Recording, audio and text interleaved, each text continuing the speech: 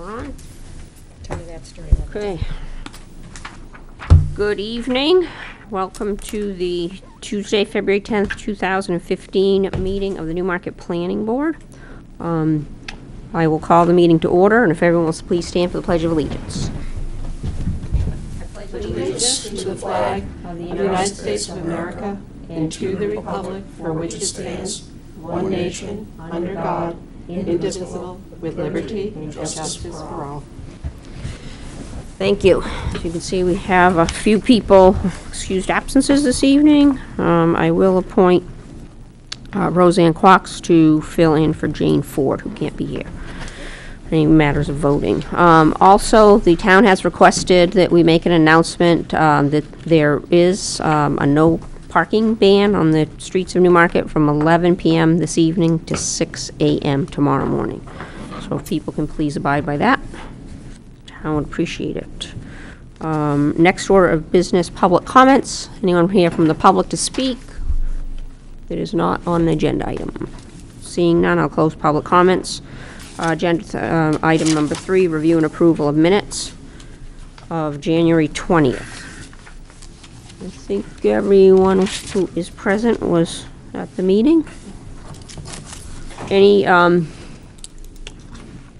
a motion to approve or any amendments? Abstain, I haven't read them. Right. Move that the minutes of January 20th be approved as presented. Second, any discussion? All those in favor, say aye. Aye. All those opposed? Then John, you're abstaining. Okay, good. Regular business this evening. We'll be hearing from Matt Sullivan in a minute for the update on the Stratford Regional Planning Commission, our master plan housing demographic chapter. The second agenda item is the NIP Lot 6 of, that's the Industrial Park, LLC Shearwater Investment Corporation. They have requested another continuation to the March meeting. The date of the March meeting is 17th of March. of the voting. Okay, do I have a motion to continue the Shearwater investment public hearing to March 17th? Second? Second. Any discussion? All in favor? Aye. All right. Thank you. Okay. Matt, you want to come up and just give us an update on some of the Sure. So I believe I changes? saw you 2 weeks ago or 3 weeks ago. Time has flown. We've had a lot of snow since then, obviously. Since then, I've worked on developing a few more pages of the Master Plan Housing and Demographics chapter. Hopefully you've had a chance to review those. Primarily, those are a discussion of workforce housing, housing affordability study, and also briefly and lightly delving into some of the housing trends that I discussed at the last meeting. There have been a couple edits incorporated as well, a couple from Diane, town planner, and also from edits that we did internally as a staff. And we actually have some additional edits to incorporate later this week at some point. And I think the intent behind the conversation or discussion tonight that we hope to have was to do sort of a question and answer session. Any questions related to what you've seen already, I can try and answer those, and any that I can't answer, I'll bring back and give an answer to you when I can get one. I have a couple of specific items that I can talk about, but I figured that maybe questions might be best to open everything up if that's what you're agreeable to. Can you just go through the quickly the updates? Yeah, sure. So starting on page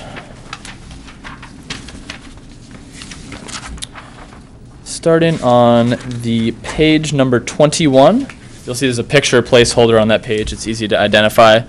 There's a brief discussion of the workforce housing statute and maybe a more practical discussion of what that statute means for this area of New Hampshire. It talks a little bit about the definitions that are used to determine what's affordable and what's not affordable. Briefly, there's Anybody else out of order? page Yes. 21. Can you give us 5 minutes, Sure. or a couple minutes, so we can get in order here? It's a test. That's the new one. That goes from page 12 to 24. So they're just Oh, is there an issue in out of page number order. in? If you take them apart, Roseanne. Oh, I'm sorry. Yeah, just take a minute and take them apart. Everybody can get. Oh, that's interesting. My copy is fine. Okay. Apologize for that. Keeps us on our toes. Shows we're paying attention. So yeah, again, that's the workforce housing page, and hopefully everything's in order. Okay.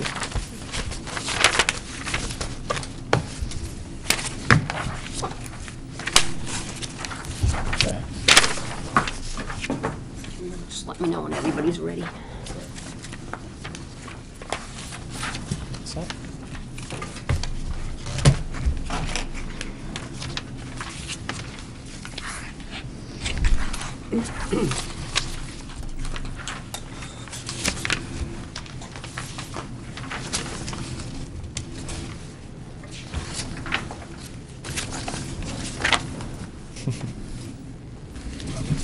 All set? Go, yeah. John, you all set? Yeah, we're good. Wagner? Okay. Okay. Excellent. Page 21. Thank you. Yes, page 21. So this is a discussion of workforce housing, and again, it focuses on the state statutory definition of workforce housing, and there have been a lot of conversations in a lot of communities that that's not very, very meaningful within a specific area, and the reason that is because the workforce housing law is based on a regional geography, so it's really what is affordable to a broad region, and this is an interesting area in the state of New Hampshire because we have Rockingham communities, which tend to be a little more affluent, but we also have some of those working class communities to the north in Stratford County. So I think the intent there is with affluence and working class communities, you sort of get something in the middle, and that determines what's affordable.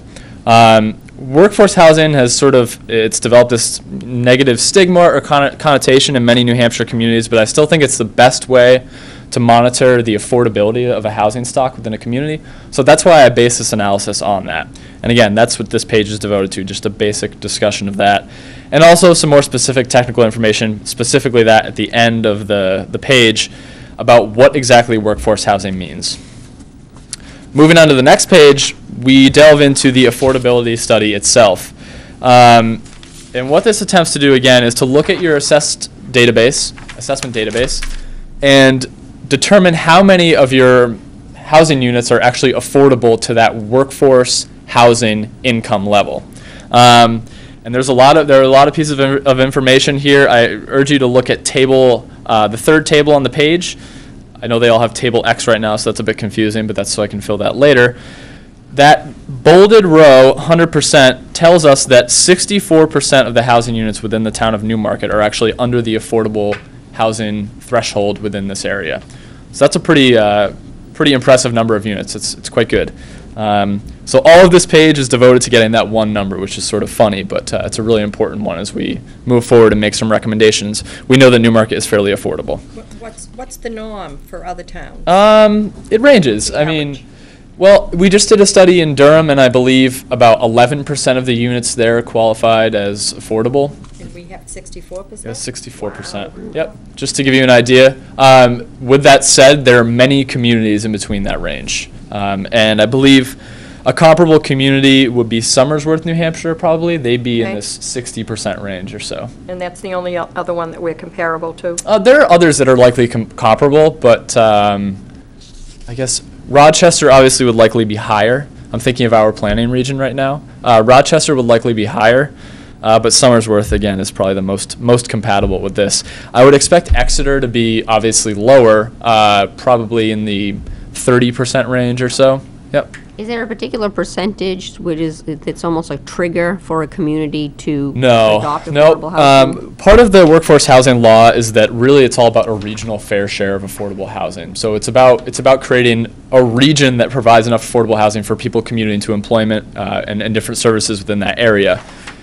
With that said, the statutory definition may be regional, but I think it's important to look at a local level as well. But no, there's no trigger point, which I think is good for a community as well. I mean, and because of the level, the way this analysis is done, there are errors within it, so having a trigger point would be somewhat problematic, I think.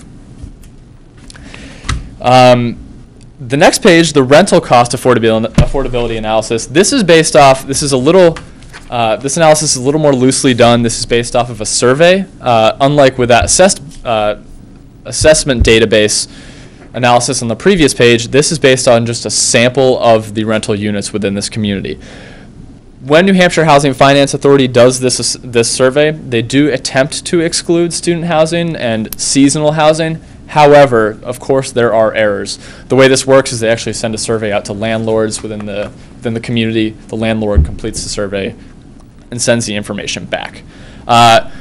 What we found here is that Newmarket is actually relatively unaffordable when it comes to the affordability threshold in the region. I think there are a couple of reasons behind that, which I will probably discuss later in this chapter, but I think it's attributable to a lot of student housing that may have been counted within the survey, and a lot of the sort of condo units that may be counted as rentals, and the large mill redevelopment in the downtown area, which I actually live in a Chimberg property in Dover, and my rent would not be affordable under this threshold here. So I'm expecting that those are not affordable, or some of those units may not be affordable. But this does give you an idea of where you stand. One sort of interesting thing is that... Hey, Matt? Yeah, sure. For definition, What's that? the region that you're referring to, Yes. is If you that refer... Stratford Regional Planning? No. So this is one area where it's a little bit different. It's the HFMR. It's the HUD Fair Market Rent Area, and if you actually refer to page 3 of the chapter, there's a definition of what communities that includes. But I could be more specific if you feel that it's perhaps unclear on this page about which region I'm discussing. And I can look at... that's fine. Okay. Matt, I got a quick question. Sure. The Center for Housing Policy in New Hampshire. New Hampshire, Rockingham County, they have is $1,300 for 2-bedroom rent. Where do you see that? No, I did my own information. Oh, okay. And I just wonder, there's a big discrepancy between the $1,300 Mm-hmm. and the $1,012. Want that? We talk about the region. Where's that Talking about the coming from? regional? This is from talking about the Center for Housing Policy. And yeah. I think what that would be chalked up to is what I was discussing earlier, where you said that was Rockingham County. Right. A little bit more affluence includes Portsmouth, which obviously rents are extremely high in Portsmouth, so that would drive that cost right up.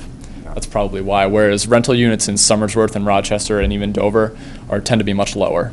Yeah, you have Farmington, Yep. Somersworth. There are always issues raised with these housing geographies, but unfortunately it's the lowest reportable geography for a lot of data sets, so it's what we're limited to. And that's why we use it here. But I did think it was interesting that the 3-bedroom unit numbers in Newmarket and the region, specifically if you look at the annual costs, the bottom table, there's a $7,000 or $6,000 discrepancy there, or gap between the regional and the Newmarket value, which I think is fairly interesting. Okay. Moving on, housing unit projections. This is page 24. Did some basic housing unit projections. These are based off of the population projections included earlier in this chapter, and your housing stock characteristics as reported in the 2010 census. I do estimate renter-occupied and owner-occupied unit growth through 2035. I did want to point out that I use 2035 here because that's your max build-out according to the population projections. That's the highest expected year of population within the town of Newmarket.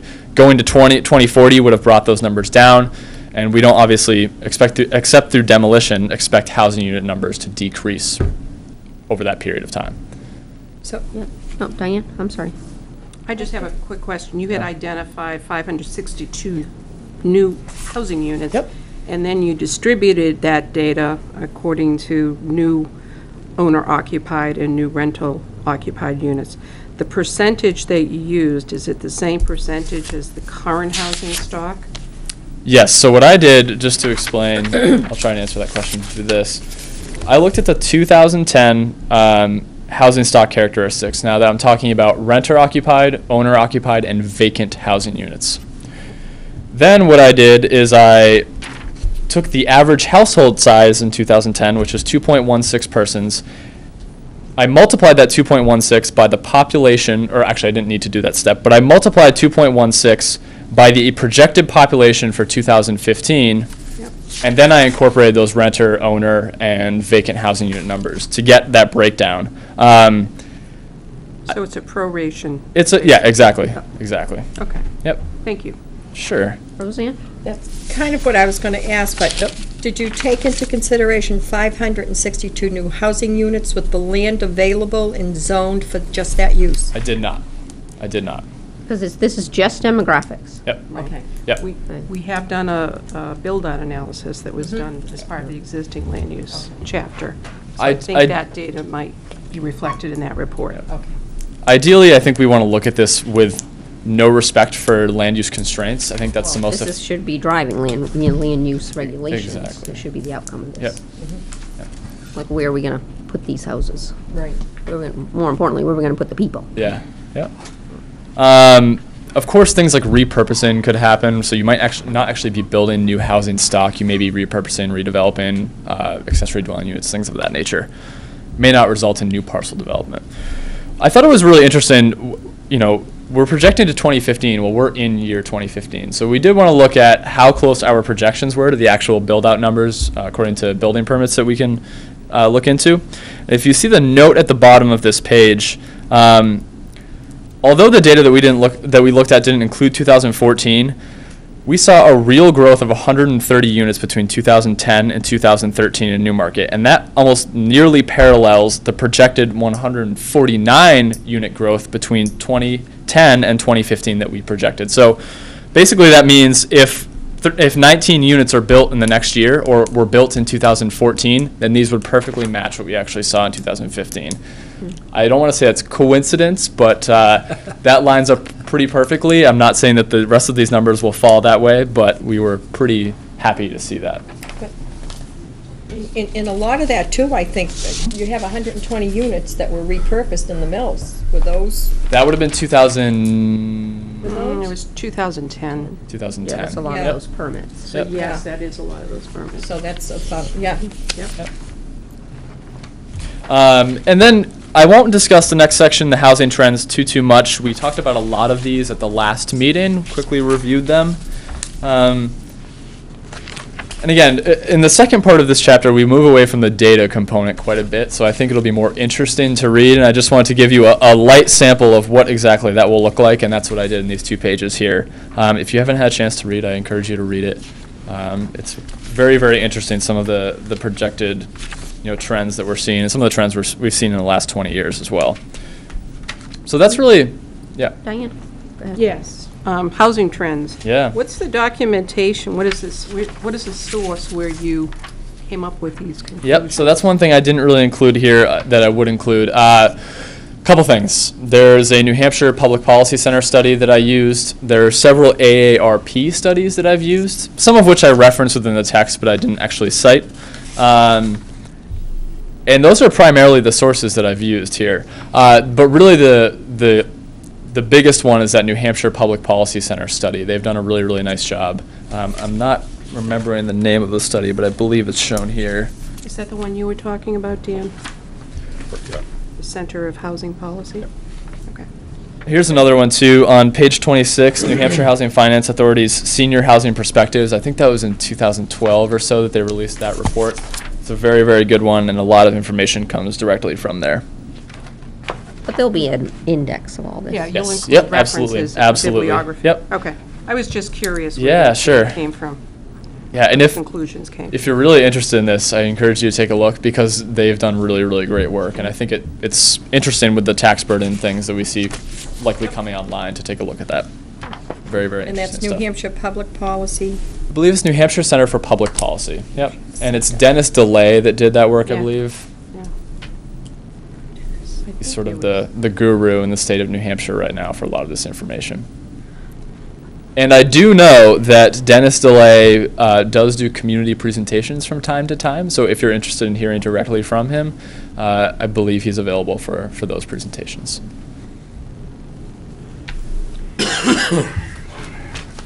And that's what we have.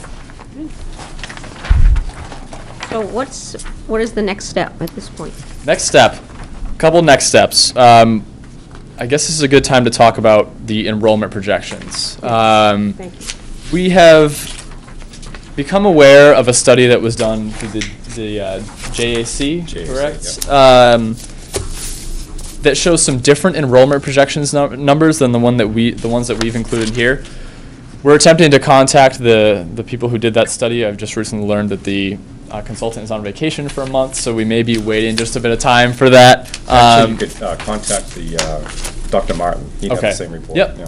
we're really just trying to determine how they got those numbers and possibly adjust our projections.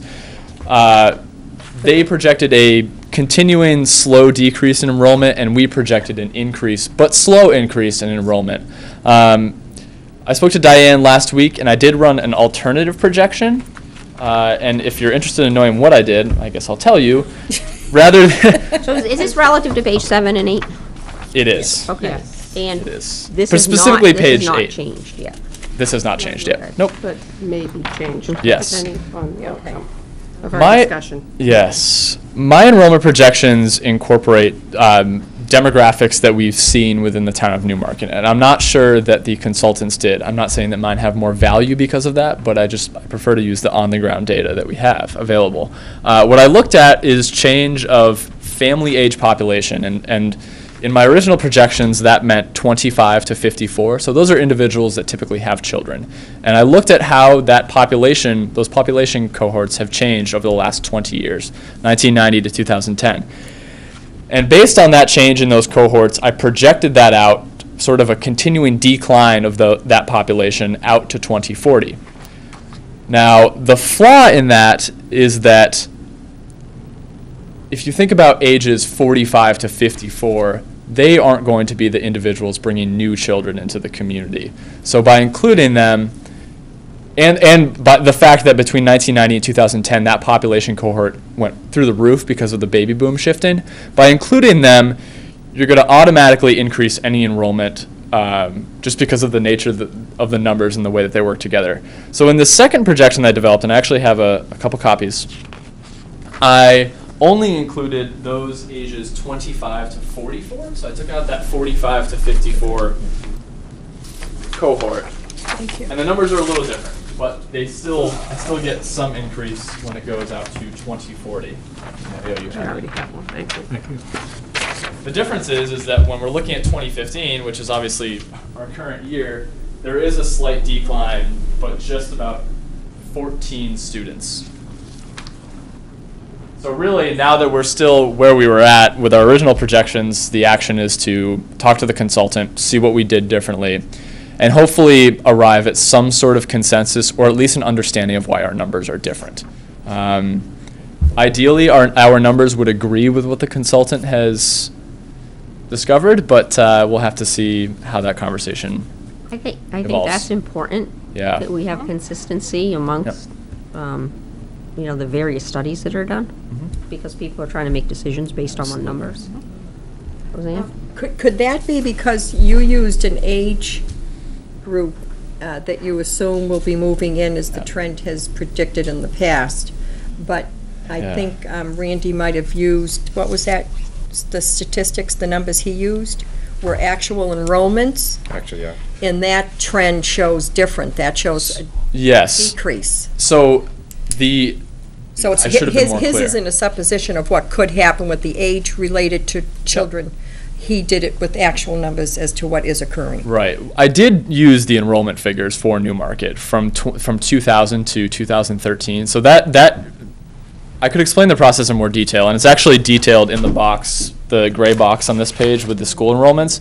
If you're learning about the calculations, if you want to learn about the calculations themselves, but I did capture the existing enrollment trend, but for some reason we're just coming up with different numbers. I know he used the NA or NEDCS, something like that. I'm not familiar with that data source, and I'm not sure what that provides, whether that's like a demographic predictor or how that was integrated into the projection process. That's what I need to find out, because my feeling is that, again, without knowing, my feeling is that I used the most local data sets that were available, so I'm curious to see what the differences were. Would you wait to talk to him to compare the numbers before you finalize this? Or I think, Yes. I wanna be on the before we same have any page. Yeah. final conclusions, Good. it's, Super. yeah.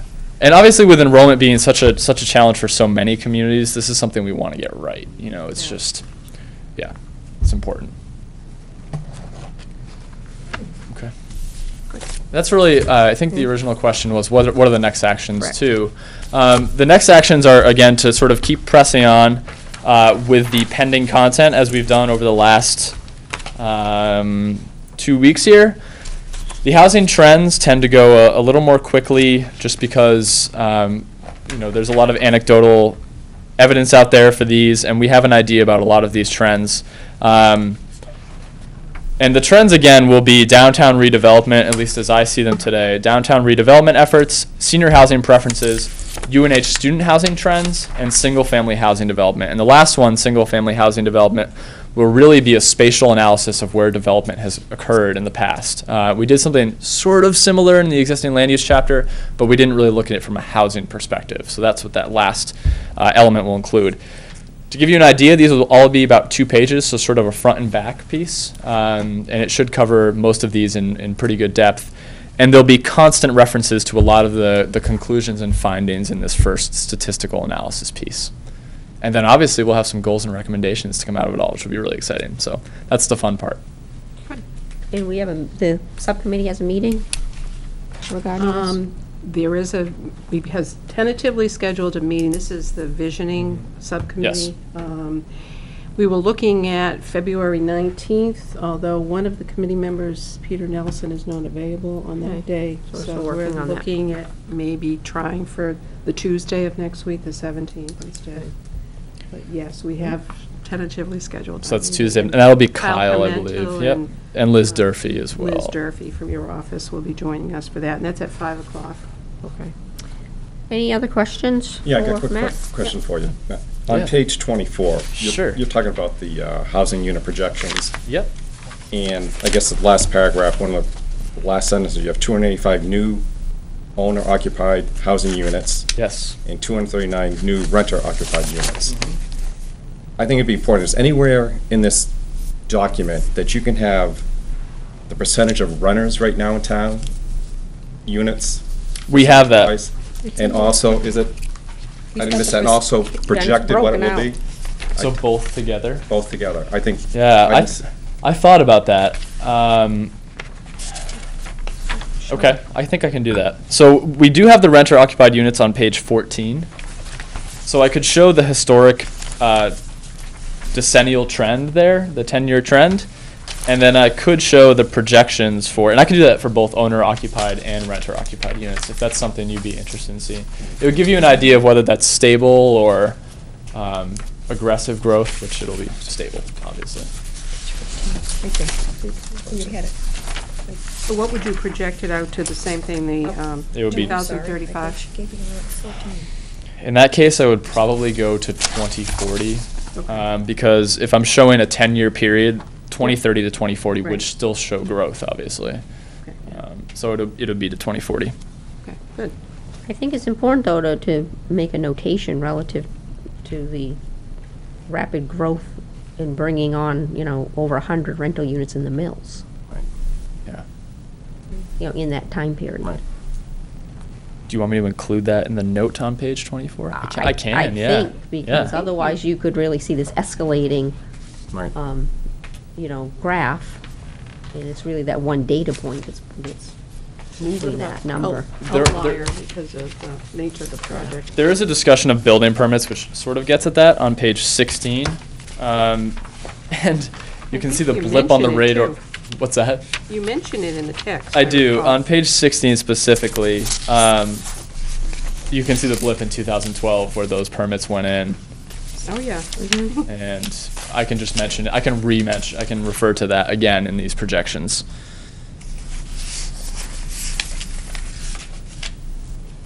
When it comes to housing trends, are there any other housing trends that you feel are important to investigate within the community? Any things that you see happening that can be anecdotal? It doesn't have to be No, I data. mentioned the Yep. golf course, Rockingham Golf Course. Yeah. I believe there are 7 or 8 units on a purchase agreement. It'd be interesting to see the demographics of the people that actually signed up for purchase agreement. Yep. I'm not saying that the first 8 are going to dictate how those 52 or 51 units are going to go, but I think it'd be an interesting indicator. Okay. Yeah, I have that note Yeah. down. I think that would be huge if we have an on-the-ground example of how that single-family housing stock is being occupied. Do we have any idea how many children, if any, are living in the new 120 units at the mills? We don't, but we could ask. Yeah, I mean, that would, Okay. And I think it's 112 is the final number on that. Any sense as to how many in renter-occupied units in general, how many young families or young families are living in those? Any idea what that might look like? A lot of these things depend on anecdotal evidence, unfortunately, so it's really I'm difficult. sure you could talk to the Chinburg organization. Okay. Is there a way of finding, is there a relative trend associated with multiple generations of families starting to live together again? Yeah. I mean, 'cause as we start thinking about the zoning changes Yeah. relative to single families, duplexes, accessory apartments, I mean, is there a trend happening there? Absolutely. And it's often related individuals, but more and more we're seeing unrelated as well. We've even seen some co-housing pop up in the state of New Hampshire where you have, a senior sends an application out, someone applies, and that person moves in with them to provide care and live there. But that is absolutely a real trend. I think I may allude to it in the existing senior housing content that I've put in here. But it's absolutely something that will be acknowledged when I talk a little bit about housing preference shifts and things of that nature. And is that being driven by economics? Yeah, I mean, I think there are a couple of Particularly as things. real estate taxes go up, how I think people there's- can afford the taxes? Yeah, there's a need, obviously, for seniors. That need is there, but also for young people like me, we often can't afford to live in the housing units that we would like to, and that's a very viable option for a lot of us. And I know that something that's sort of a sign of that is currently there's a bill up, obviously, an LSR out for allowing ADUs in any residential zone within the state of New Hampshire and not prohibiting them. So that's a sign of the fact that this is a real need right now. Of allowing. What's that? Accessory apartments. I Accessory just wanted you to- dwelling units. yeah, Yep, so yep. the public can- So, and that's something we may want to address here and just talk about, What's the terminology you use? accessory dwelling unit. Oh, Mother-in-law apartments. And it wouldn't have to be attached. It could be attached, detached, which is really interesting. So I think whether or not that passes, it may be something to talk about. And it's really, it would complement both trends that we're seeing with an aging population that may not be able to move about their homes as easily, and it would provide affordable housing stock for young people as well. I just want to mention that we do have a very flexible ordinance here in Newmarket, and accessory apartments are allowed in most residential districts, subject to, the zoning board approving special exceptions and provided that certain criteria is met. And we've seen a lot of interest in that. And we are beginning to see interest in the idea of having detached Yes. accessory apartments. Which is much different and from most communities. which kind of is a new concept and. In existing buildings, you think, or like we did with? Well, it could be existing, it could also Yeah. be new. Yeah, yeah. But currently, it has to be within an existing owner-occupied, single-family home.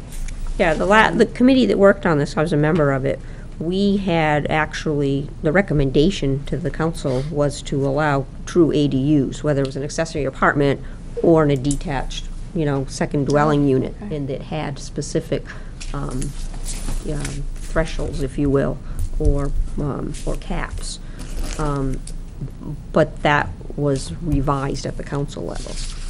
Well, I know when I was sitting on the ZBA that we approved one that was in an detached. So I don't know if that's a trend.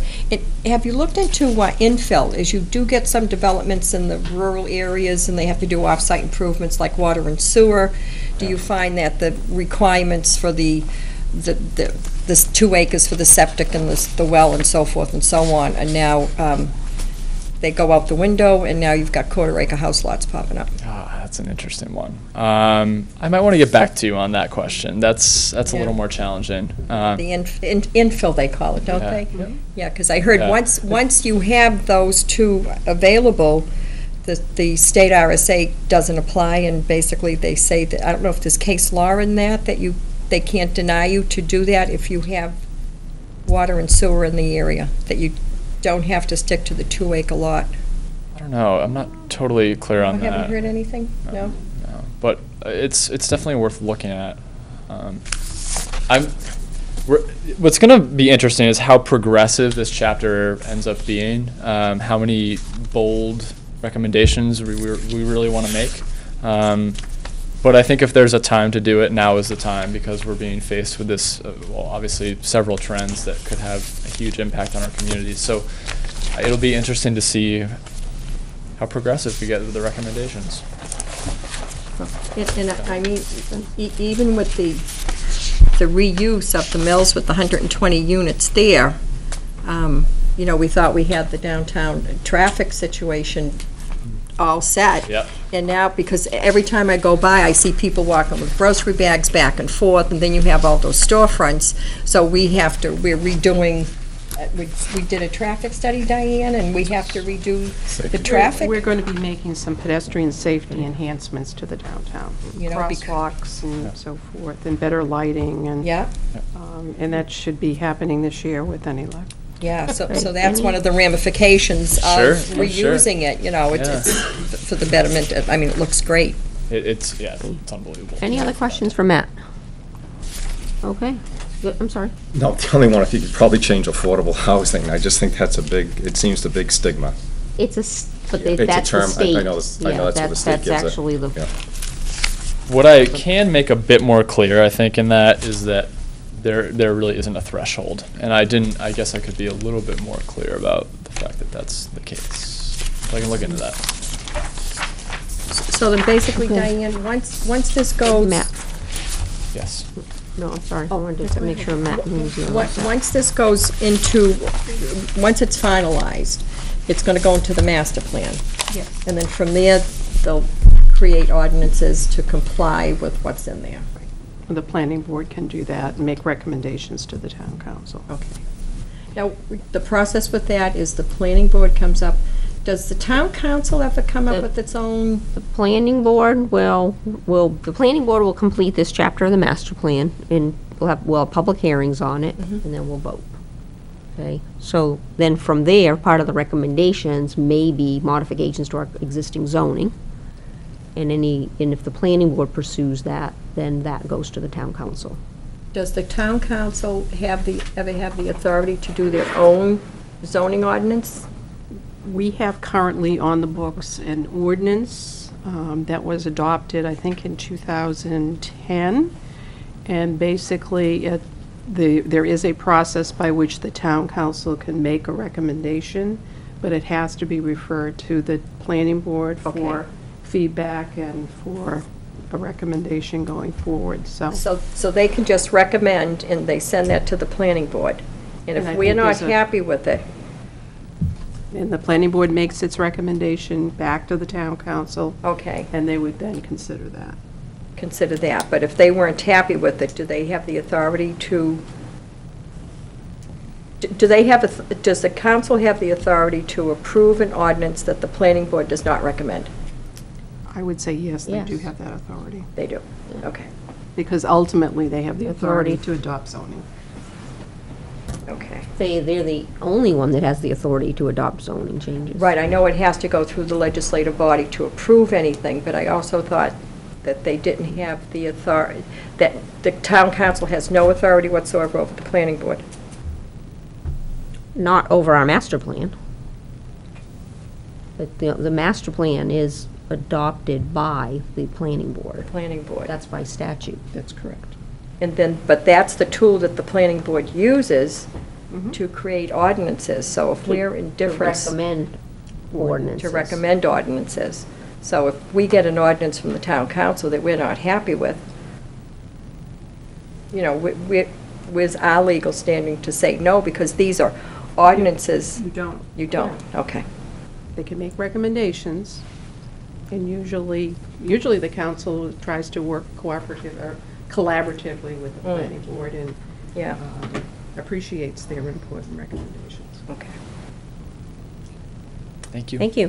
Thank you, Thank Matt. you very much, Matt. Thank you, Cynthia, too, for joining us tonight. Next, agenda item, new and old business. I see before us, everyone should have had in their box, is the 21st Annual Spring Planning and Zoning Conference, May 2nd. I am assuming we have money in the budget if anyone wants to attend. registration as well as for travel costs. Okay. So, and this will be open to current board members as well as we have a March election coming up. As I understand it, we have two friendly faces sitting up here this evening that we won't see in March. That's right. That's right. True. I would like to state for the record, I'd like to thank you for your service.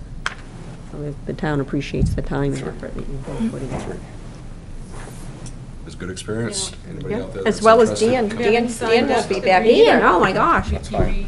Let's hope you David? are. No? I think I can serve the town in other Appreciate it. capacities, and I look forward to trying something else, maybe a different area. Are you still going to consider staying on the Conservation Commission? I don't think I can as a representative Not from the as a planning board, representative. no. But if a position. No, but just as a, they always seem to be looking for just Okay. members. I think I might show up to a meeting or two and decide, Yeah. you know, I think I may. And I just want to say, walking downtown today, Rick and the guys did an unbelievable job down Great. there. They're fantastic. We have the best streets. I go into Durham to go to work, and it's slush and ice everywhere. They do a fantastic job here. We'll have Dan bring that back to the council. We actually mentioned it last time. Did you? They've done a phenomenal job. Absolutely. And yes, Now, this is now that they're taking care of the downtown area and the state no longer does, is this the first year that we have our own Newmarket? no. No. In-house stuff? No, that hasn't come Okay. through. I think it's a sharing of responsibility. It's a sharing of Just the responsibilities. the snow removal and creating the parking places, they've done a terrific job. Oh, yeah. Taking care of the sidewalks, and it's just great. And a new parking, no parking signs today? You like Yeah, that, those huh? are Diana, take a picture of that. Yeah. They really do. So again, Dan, my apologies. Nope, that's fine. I definitely want to include you with those That's right. Dan thanks is and gonna of be- appreciation.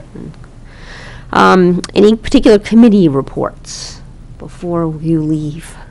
Wow. Anything on the council? I think the big thing in the council was just the, if we could try to tighten up the numbers between what the JAC presented for the Okay. enrollment. That was good input. Yeah, I'm sure and we'll Matt get said that he would the do that. same. He'd follow up with Randy Bell.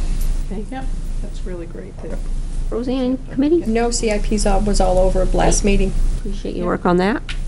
John? Nothing from the Conservation Commission? Okay. We never found a committee for you. And I'm over. All right. Diane? So over. I don't have anything. Okay. Well, with that in mind, if there's any other new business, I'll entertain a motion.